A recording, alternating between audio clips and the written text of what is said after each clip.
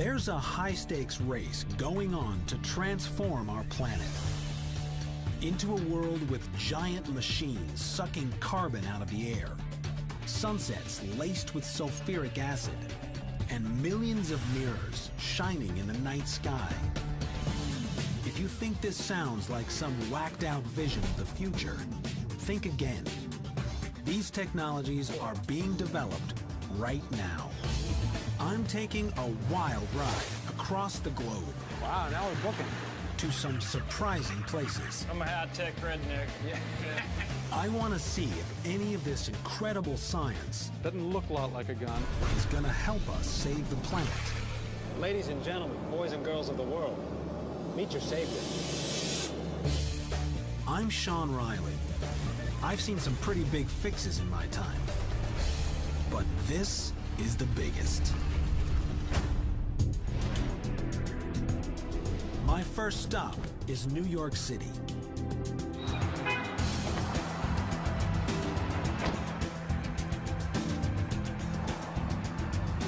Everyone knows that greenhouse gases are piling up, and the Earth is getting hotter and hotter. This cab ride alone will put almost 7 pounds of CO2 in the air. We're all adding to the problem, one molecule at a time,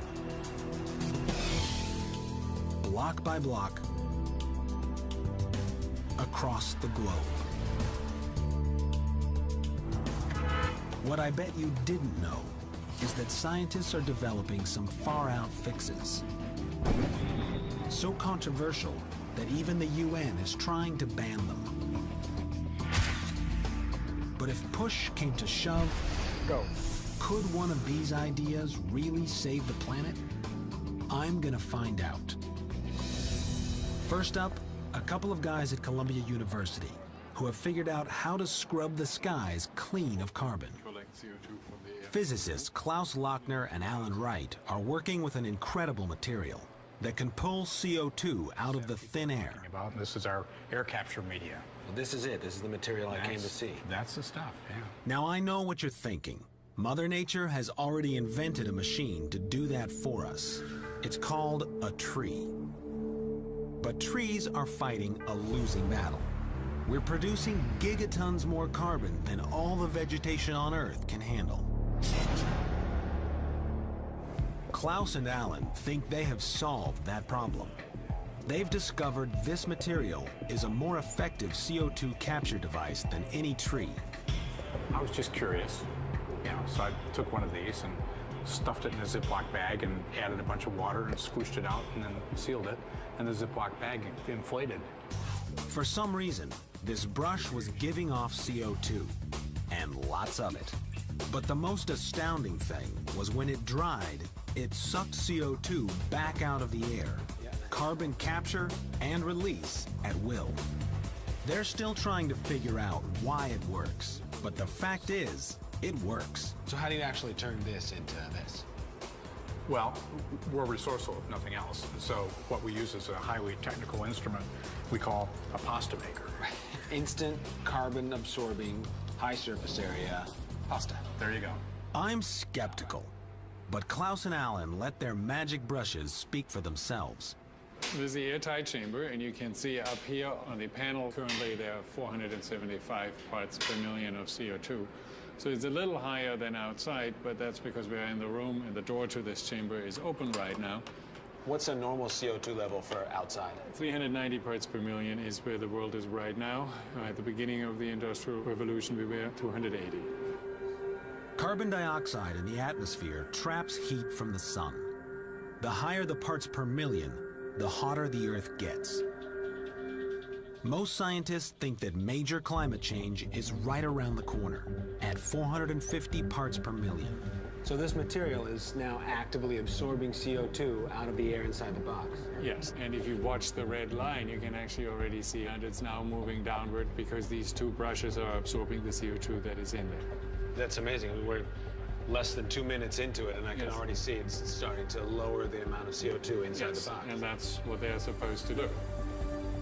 The potential of this discovery is huge. We could stop the clock on global warming. and bring the environment back in time.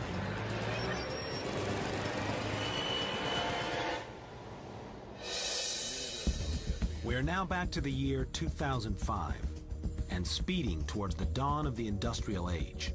In about 5 minutes, you've gone down 100 parts per million. Which means we collected a little shot glass full of pure CO2 out of that air inside. Right. After an hour, the CO2 level in the chamber has dropped to 275 parts per million, about where we were in the Middle Ages.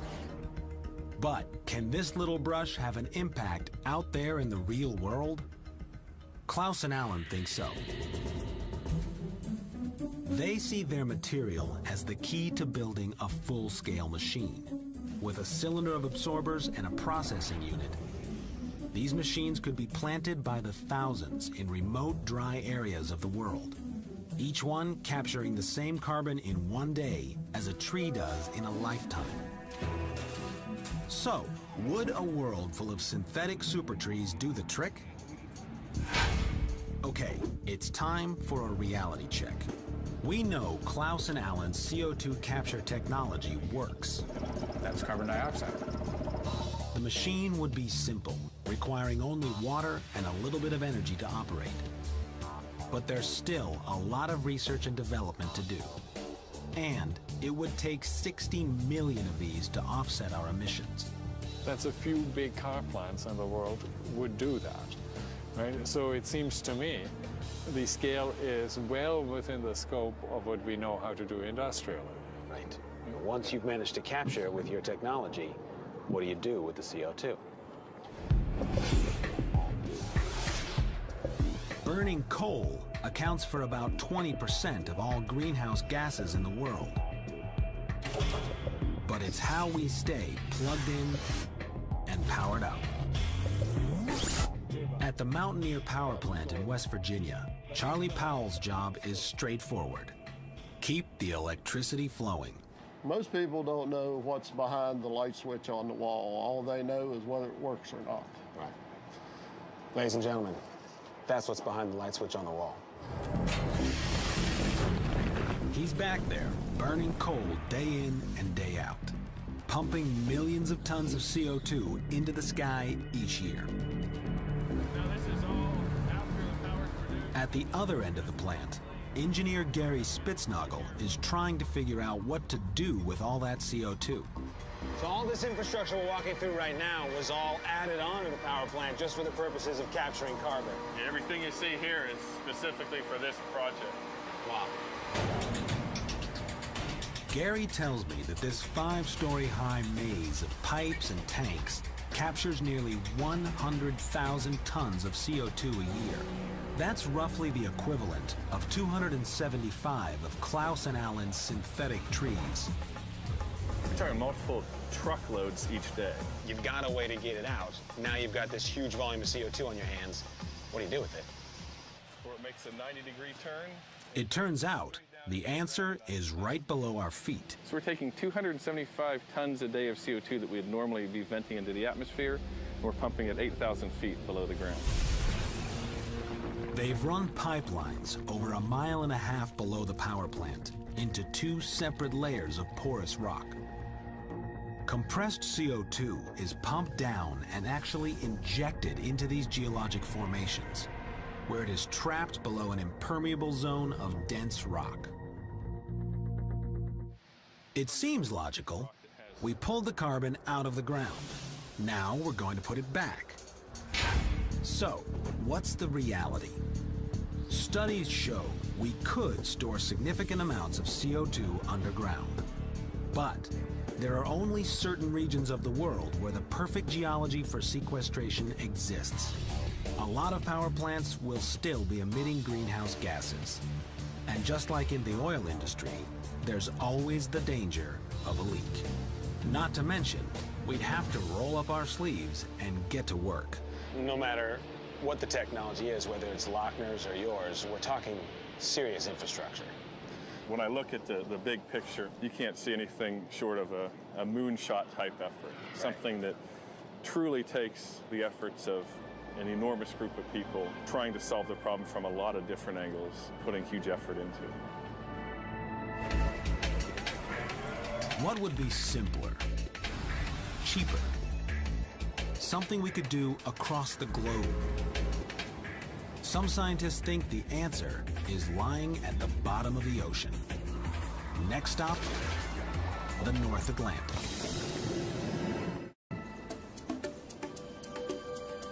The tiny island of Bermuda is over 600 miles from the nearest dry land, which makes it the perfect launching point for this leg of my search. This morning, I'm headed out to sea to check out a remarkably simple way to reduce global CO2 levels. Welcome aboard. Thank you. It turns out the key to this big fix might be one of the smallest creatures on Earth, plankton. Tiny plants gulping huge amounts of carbon dioxide out of the sky. Dr. Michael Lomas works at the Bermuda Institute of Ocean Sciences. This is your toy.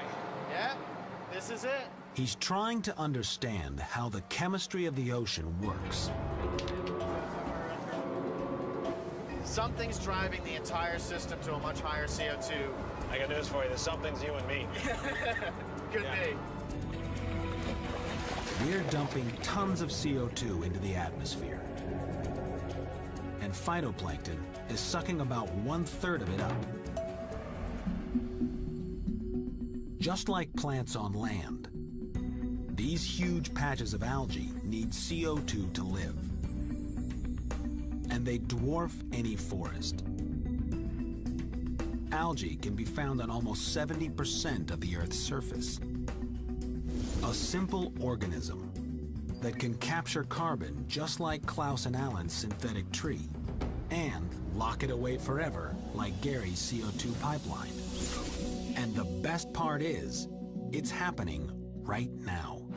So this is the real-time readout of that CTD sensor that's in the water. The green line is actually a proxy for phytoplankton biomass. And you can see that there's actually a spike here, somewhere around 60 meters. CO2 is pulled out of the air by plankton living just below the surface. When they die, they sink to the bottom, taking the captured carbon with them, where it will remain for thousands of years. It's a massive carbon pipeline to the bottom of the ocean. So we're going to actually deploy now our plankton net so we can actually catch some of those animals. But can we make this plankton work harder for us? So there it goes, it's in the water. Well, if we know that the phytoplankton or plants are down there doing their job, is there a way to actually manually go in there and tweak their population, increase the amount of plants in the ocean? Well, there's a number of things we can potentially try. In some regions of the ocean, algae need iron to grow and multiply. One idea? Feed them. In 2002, this group set out for the coast of Antarctica to see if they could supercharge algae growth by adding iron. They spread tons of iron dust across almost 20 square miles of barren ocean. The fertilization experiment was a success. Within a few days, the sea turned green with plant life. Each net has a different mesh size. This one's a 200 micron. So that's, twice the thickness of a human hair. And you're telling me that these little organisms right here in this jar could help save the world? Absolutely. This sort of greenish-brown layer that's floating to the top in this sample, those are all the single-celled plants in the ocean that conduct photosynthesis every day, and potentially, if they were to sink to the deep ocean, would remove that carbon and take that carbon right out of the atmosphere. It's the simplest idea I've heard yet. Ladies and gentlemen, boys and girls of the world, meet your savior. But this isn't like fertilizing your front lawn. We're talking about millions of square miles of ocean. Sequestering gigatons more carbon with microscopic plants isn't going to be easy. We'd need a fleet of ships crisscrossing the planet. systematically spreading iron over vast areas of ocean. The goal is to produce carbon-hungry algae blooms thousands of miles wide. Hold on a second here. This is starting to sound like a giant biochemistry experiment gone amok. Is ocean iron fertilization really the way to reduce global warming? Let's look at the pros and cons. We've proven we can grow more phytoplankton, and we know we can do it relatively cheaply with iron. But this is risky business. Dead algae may sink carbon to the bottom of the ocean, but it can also starve marine life of oxygen. And there's no way to know how much carbon is actually being sequestered. So, is it worth taking the chance? Dr. Lomas doesn't think so. We don't understand how all of those things interconnect to give us the ecosystem we observe at any point in time. Right. There's a lot going on and a lot of interactions that we think we understand, but clearly don't understand as well as we need to. Ocean iron fertilization may seem like a simpler way to cool the Earth. But letting the genie out of this bottle might be a big mistake. Meanwhile, almost 800 miles to the north, the clock is still ticking. The waters around Manhattan have risen about 15 inches since the start of the Industrial Revolution. New York City is already dealing with the threat of rising sea levels. But outside the city limits, people are finding solutions that are a little more down to earth. Nestled in the mountains of West Virginia, there's a man who's sequestering carbon before it ever leaves the ground. Hey, Sean Riley. Hey, how you doing? How you doing? What brings you to the farm? I came to see you. Get out of here. Josh Fry is a chicken farmer. Chickens is my life. Sean, here's some plastic boots for...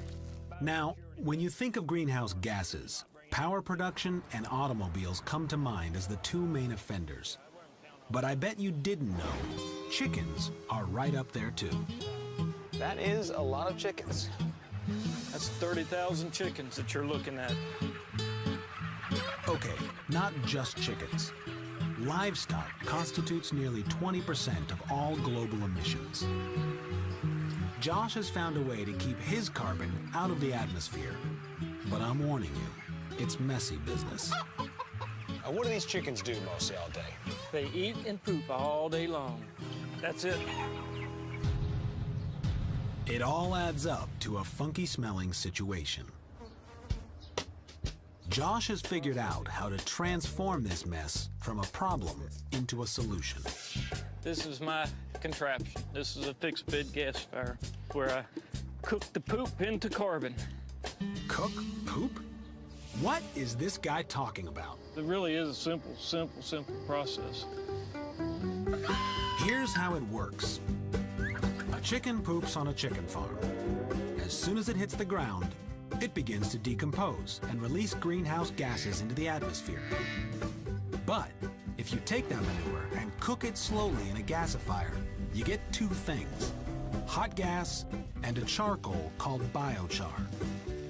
This biochar locks carbon away, keeping it out of the atmosphere for hundreds, maybe thousands of years. Can we fire it up? It's fired up. All right, let's go. So this is the brain. This is the brain. Okay, starting up.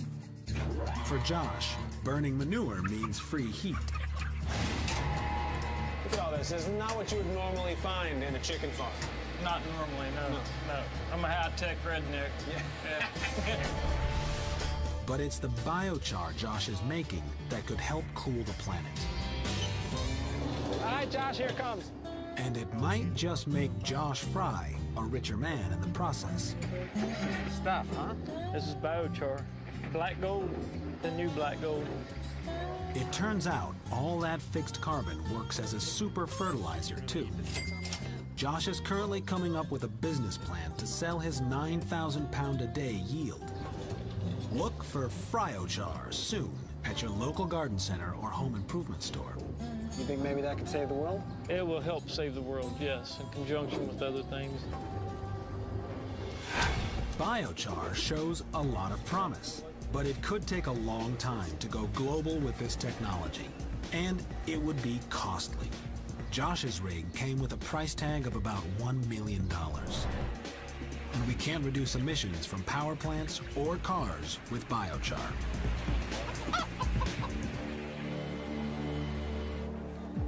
I still haven't found the silver bullet to fix the Earth. Next stop, San Francisco. There's an atmospheric scientist on the West Coast who has a completely mind-blowing new way to cool the planet. Total carbon dioxide emitted to get me there, over 10 tons. Hopefully, this will be the answer to all of our problems. It's certainly good to deploy all this new technology, but it's not going to be enough. Ken Caldera has been studying climate change for almost 25 years. Somewhere in the world, a coal-fired power plant is being built at a rate of at least one a week. So there's more to come. He's got a pretty major news bulletin for me. It may be too late to save the planet by reducing CO2, but there is hope. We don't have a better way of cooling the planet, but we do have a different way of cooling the planet, a way that's completely different from greenhouse gas emissions reduction, a way that can cool the planet very quickly. Okay. So how is this different? Let's imagine that this garden here is our world. The gases in the atmosphere create the greenhouse effect that we've all heard about. Okay, that paints a picture. The problem is that we've been putting more greenhouse gases in the atmosphere, and that's a little bit like closing the windows on the greenhouse and keeping that energy in, making the greenhouse hotter. So what's the alternative? If we think of a car parked in the sun, which is more or less the same thing as a greenhouse, one thing that we could do quickly is to put one of these shiny reflective things in the window, and that will reflect sunlight away from the car and cool the interior right away. And we can do the same thing with our planet.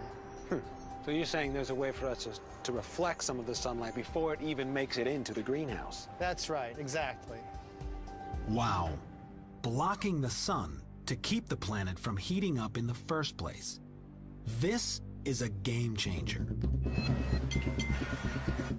Everything I've seen so far has focused on the challenge of dealing with CO2. But there are scientists out there working on ways to reflect heat away from the planet. Shades for the whole world. One idea I've heard about is straight out of the pages of a science fiction novel. Create a massive array of mirrors in space. 16 trillion reflective disks almost 1 million miles from Earth, working in tandem to shade the planet. But this is pushing the boundaries of what humans are even capable of. It makes putting a man on the moon look like a cakewalk. To haul an estimated 20 million tons of disks into space would require over 700,000 space shuttle flights, and the price tag would be mind-boggling. We're talking an obscene amount of money. Okay, I'm due back on planet Earth now. The Rocky Mountains, to be specific. I've landed in the old mining town of Gold Hill, Colorado. Hello. Oh, hi. Hi, I'm Sean Riley. Physicist John Latham lives a semi-retired life in a cabin perched on the mountainside here. He doesn't think we need mirrors in space. We've already got them right here on Earth. They're called clouds. Decades of research have led him to a pretty stunning conclusion. We can engineer them to reflect more heat away from the planet. Is this something that happens already with the clouds that we have? Yes, all clouds reflect sunlight back into space, some much more than others. Think about it. When a cloud passes over you on a warm, sunny day, ever notice a chill in the air? That's because water droplets in the cloud act like tiny mirrors, reflecting enormous amounts of solar energy back into space. Dr. Latham's idea, add more mirrors. It turns out, if you seed clouds with tiny particles of salt, they will attract more water and create denser, more reflective clouds. Well, they are rather like the ones over We know we can make rain by seeding clouds. The challenge here is to create microscopic drops that will simply make the clouds denser and whiter, and to figure out how to spray billions upon billions of them into the sky. There's only one place on Earth where I might find a system like that. Next stop, Silicon Valley. Microsprayers creating shinier clouds? I'm skeptical, but there's no way I'm gonna miss this. I figure the guys in here are busy saving the world. The least I can do is bring donuts. Oh, this looks good. Dr. Armand Nukerman and his team are trying to create the perfect drop of salt water. They've dubbed it Project Silver Lining. And today, they're putting their latest theory to the test. These guys are closing in on success. How small are you trying to get? We're trying to get about 100 times smaller than what we have here. Right, you're getting out bowling balls, and you really need marbles. Yeah. So how small do these drops have to be in order to go up? The average grain of table salt is about 1/3 of a millimeter wide. They have created droplets this size, but they need to be this small to make it up into the clouds. And now, let's check to make sure everything's ready. We got the air, the purge air on the analyzer. Okay. Temperature is 376. Dr. Nukerman thinks superheating the salt water may produce tiny drops that will rise skyward. But 376, is that hot enough? That's hot enough. We have our bleed air on. Software here is ready to go, and we'll start collecting data and go.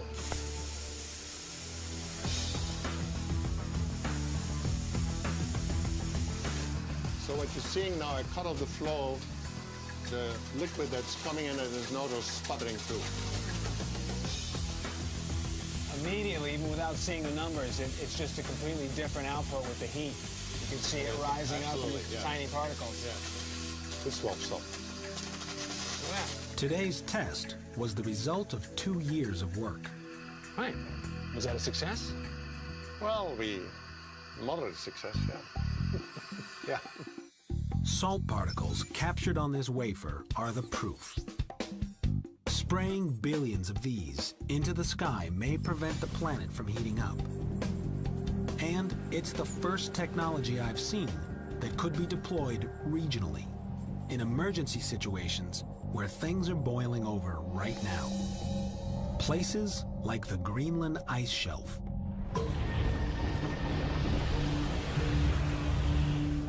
This 650,000 square mile chunk of ice is disappearing at a rate of about 60 cubic miles per year. Long-term melting could cause global sea levels to rise over 20 feet, flooding many of the world's major cities. Cloud whitening may be a way to keep this place cool while we begin to get the global CO2 problem under control. So, it's off to Greenland to build sprayer machines, right? Not so fast. John Latham thinks the most efficient plan is to brighten clouds at sea and let natural weather patterns take them to their final destination. His futuristic vision? An armada of saltwater spraying catamarans. These boats would crisscross the globe, creating whiter, more reflective clouds wherever they're needed. To keep them carbon neutral, these ships would need to be powered by only the wind and sun, and they've got to be unmanned. But robotic sailboats seem a bit unrealistic. So what's the answer? Latham thinks we need to look back in history.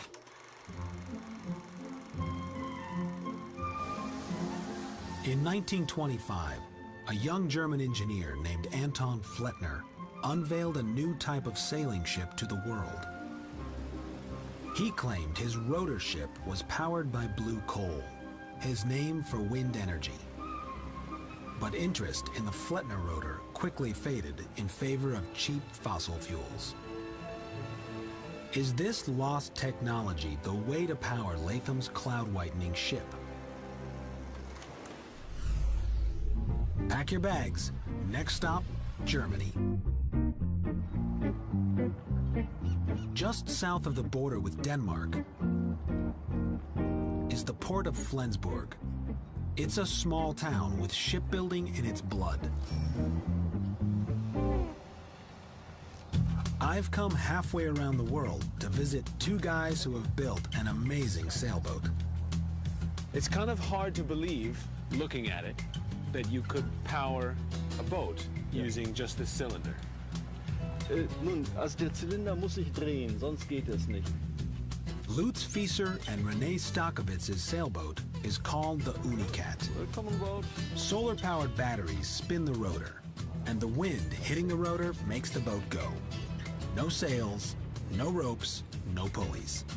It works because of the Magnus effect. Okay, let's go. When wind hits the spinning rotor, it creates high pressure on the side spinning into the wind, and low pressure on the side spinning with the wind. This low pressure area creates suction, pulling the boat towards it. That translates into a wild ride across the Baltic Sea. Good. Wow, now we're cooking.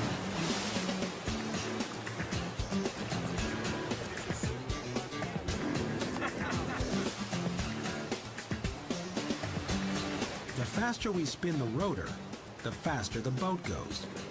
Lutz, I have to say, it works. Works well. It's hard to believe that this small spinning cylinder could power us like this.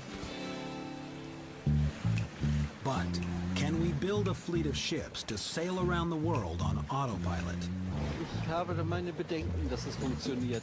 Wir haben beim Andrehen des Rotors ein Gegendrehmoment und dieses Gegendrehmoment dreht das Schiff in den Wind. Und wenn das Schiff in die Situation gekommen ist, kann man es nur mit einigen Tricks wieder zum Segel bringen. Even if a Flettner rotor ship could be piloted robotically, there's no substitute for a skipper who knows his craft. Going from this to this may still be on the distant horizon. Case in point, on the trip back, our solar batteries run out of juice, and we have to take matters into our own hands. Okay. So, maybe, just maybe, the Flettner rotor isn't the answer. Das wird aber nicht mit aufgenommen. Gezeigt. Unless you're gonna get giant teams of robots with paddles. Despite the power outage, I think this plan could theoretically work. The technology is within our reach. A robotic Flettner-powered vessel might work with more development. And the spray system Dr. Nukerman is perfecting looks promising. But taking this to the next level is controversial. Studies show that cloud whitening might alter weather patterns and ocean currents. On the positive side, if the sprayers were shut off, the effects would disappear within a few weeks. But international organizations like the UN aren't sure it's worth the risk. They've called for a ban on large-scale experiments. But there's another way to deflect heat away from the surface of the Earth. An approach so controversial, it makes tinkering with clouds look like child's play. June 1991, the Philippine Islands. Mount Pinatubo erupts, spewing about 20 million tons of sulfur dioxide into the stratosphere. Over the next year, the temperature of the planet dropped almost 1 degree Fahrenheit. And so after Mount Pinatubo, all these little particles in the stratosphere reflected around 2% of the incoming sunlight back to space. It got atmospheric scientists like Ken Caldera wondering, could we do this intentionally? Is it possible to create a dimmer switch for the planet? Is this really practical? I mean, Can we really do this? We know it will basically work. We don't know all the details of what would happen if we did it. Some of the possible side effects of this controversial approach are shocking. Acid rain, drought, destruction of the ozone layer. There's always going to be an element of risk because we only have one planet and we never really get to test this at full scale. You don't test the parachute until you have to jump. You know, if the plane's going to crash, but you're better off with that parachute than without that parachute. This parachute has some pretty nasty strings attached to it. But if the climate starts changing dramatically, we may have to pull the ripcord, which is why a number of people are working on the most challenging part of this plan, delivering 1 million tons of sulfur about 20 miles into the sky.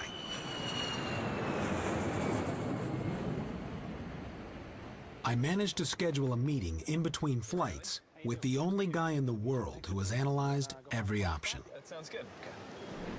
When someone tells you they want to put 1 million metric tons or 1 million tons of something up into the atmosphere, that's sort of a difficult number to really visualize.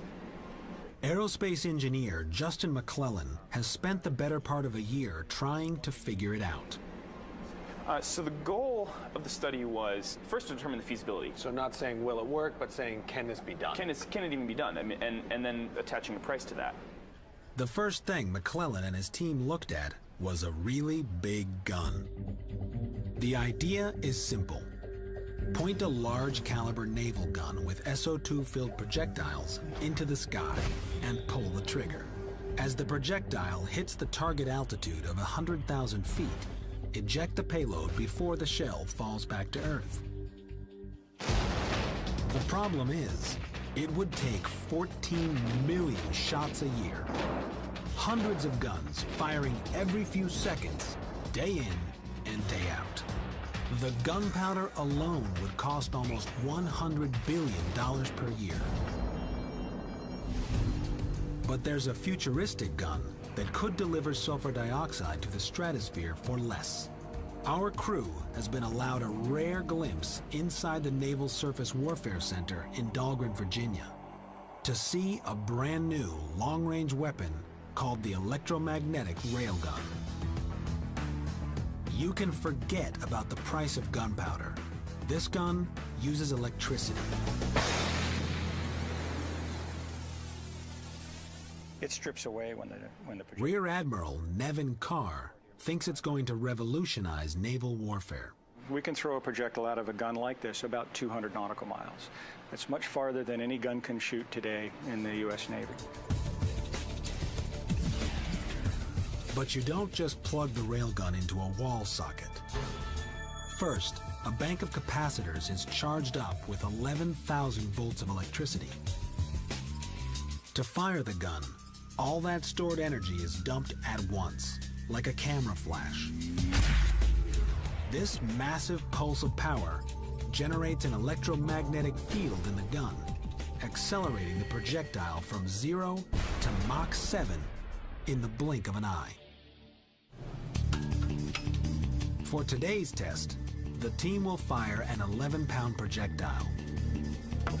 Once it's loaded, we go to high alert. This warehouse is about to become a supercharged electric powder keg. All right, 2 barrels, video. Ready. Waiting for instrumentation. Ready. Now, as we stand right now, everybody's been cleared out of the other room where the railgun is. That's right. There's no personnel behind the fence right now. Team member Vanessa Lent talks me through the firing sequence. All stations, going to high power. Time to see what this thing can do. High voltage is on. 4 kV.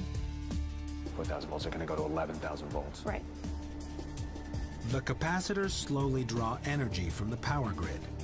It makes me wonder, how much coal is being burned back in West Virginia to charge this thing? 7 kV. The Navy thinks this is the future of naval warfare. Enabling. But could it launch enough sulfur into the sky to guarantee the future of the planet? 3, 2, 1, fire. The sound of 11,000 volts of electricity is deafening. The projectile explodes out of the barrel at over 5,000 miles per hour. It's mind-bending, futuristic stuff.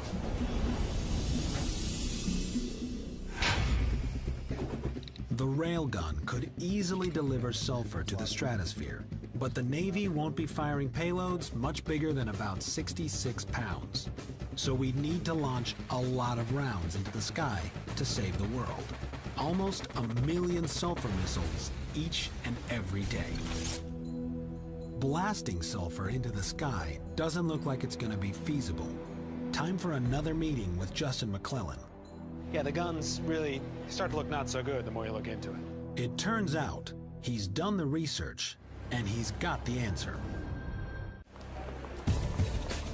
My quest to save the planet has been all over the map.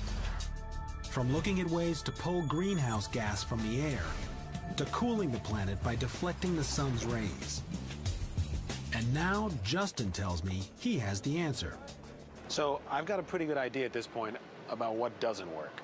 But what does work? Well, the answer is actually right outside the window. It's airplanes. After 8 months of gathering information and crunching numbers, Justin's final assessment makes sense. There's an infrastructure for it. There's experience using it and operating them. So it's really the answer.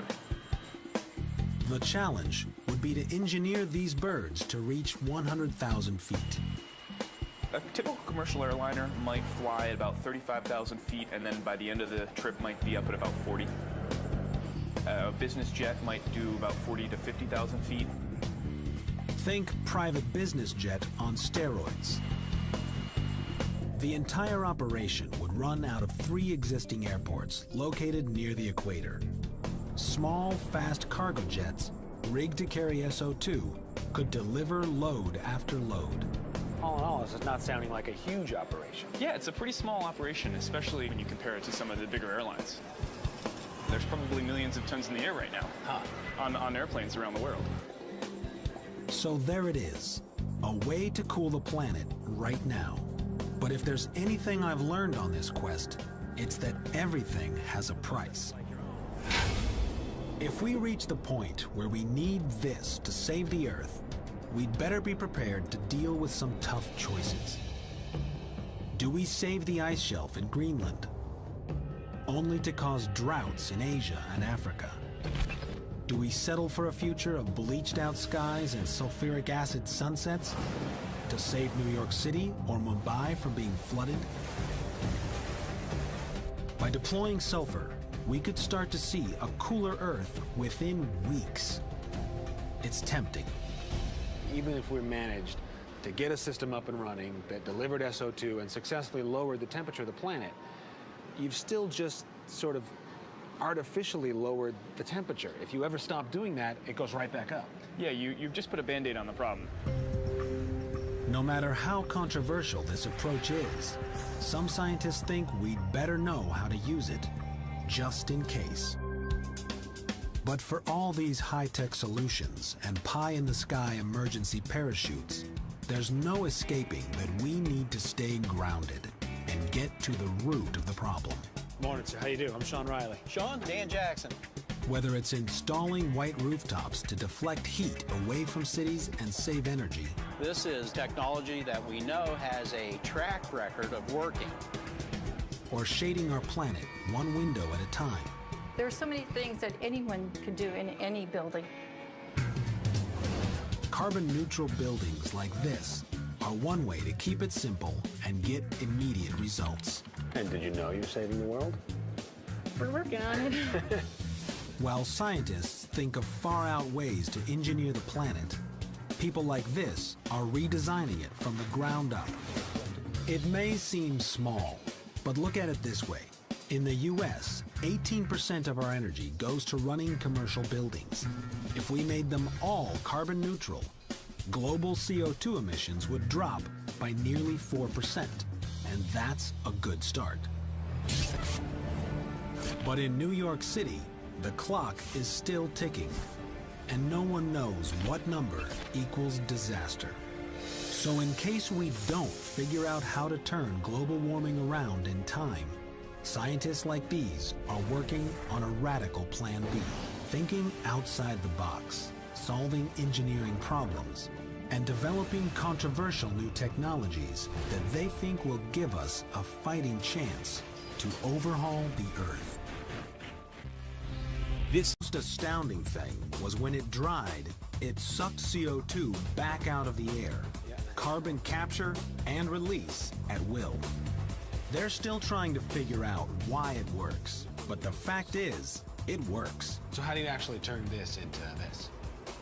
Well, we're resourceful, if nothing else. So what we use is a highly technical instrument we call a pasta maker. Instant carbon absorbing, high surface area pasta. There you go. I'm skeptical, but Klaus and Alan let their magic brushes speak for themselves. This is the airtight chamber, and you can see up here on the panel, currently there are 475 parts per million of CO2. So it's a little higher than outside, but that's because we're in the room and the door to this chamber is open right now. What's a normal CO2 level for outside? 390 parts per million is where the world is right now. At the beginning of the Industrial Revolution, we were 280. Carbon dioxide in the atmosphere traps heat from the sun. The higher the parts per million, the hotter the Earth gets. Most scientists think that major climate change is right around the corner, at 450 parts per million. So this material is now actively absorbing CO2 out of the air inside the box? Yes, and if you watch the red line, you can actually already see, and it's now moving downward because these two brushes are absorbing the CO2 that is in there. That's amazing. We're less than 2 minutes into it, and I can already see it's starting to lower the amount of CO2 inside the box. And that's what they're supposed to do. The potential of this discovery is huge. We could stop the clock on global warming and bring the environment back in time.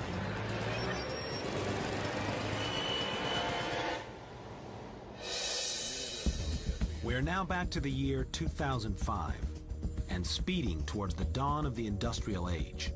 In about 5 minutes, you've gone down 100 parts per million. Which means we collected a little shot glass for who have figured out how to scrub the skies clean of carbon. collect CO2 from the air. Physicists Klaus Lochner and Alan Wright are working with an incredible material that can pull CO2 out of the thin air.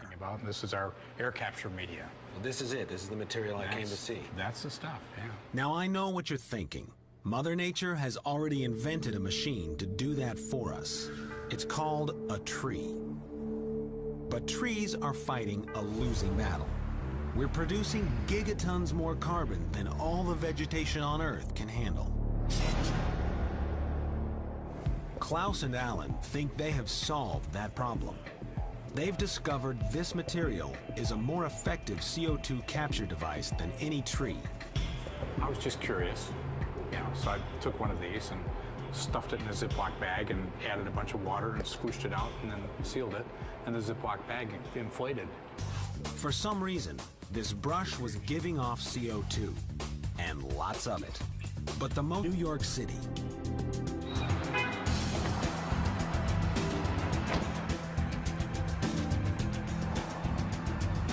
Everyone knows that greenhouse gases are piling up.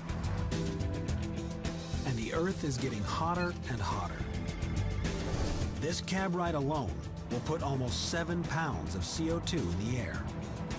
We're all adding to the problem, one molecule at a time, block by block, across the globe.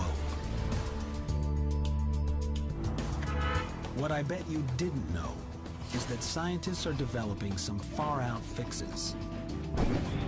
So controversial that even the UN is trying to ban them. But if push came to shove, could one of these ideas really save the planet? I'm gonna find out. First up, a couple of guys at Columbia University.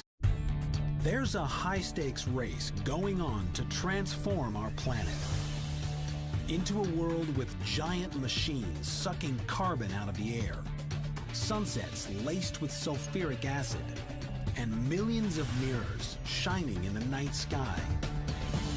If you think this sounds like some whacked-out vision of the future, think again. These technologies are being developed right now. I'm taking a wild ride across the globe. Wow, now we're booking. To some surprising places. I'm a high-tech redneck. Yeah. I want to see if any of this incredible science Doesn't look a lot like a gun. is going to help us save the planet. Ladies and gentlemen, boys and girls of the world, meet your savior. I'm Sean Riley. I've seen some pretty big fixes in my time, but this is the biggest. My first stop is